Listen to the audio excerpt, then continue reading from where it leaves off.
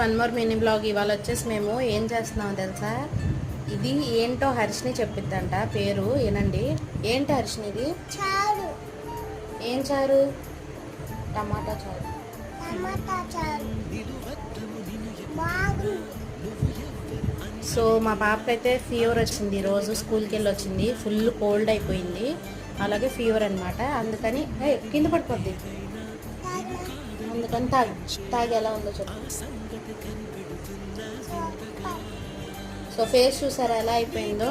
అందుకని నేనైతే మిరియాల చారు పెడతాను, టమాటాలు ఇక్కడ చింతపండు అన్నీ వేసి బాగుంటుంది.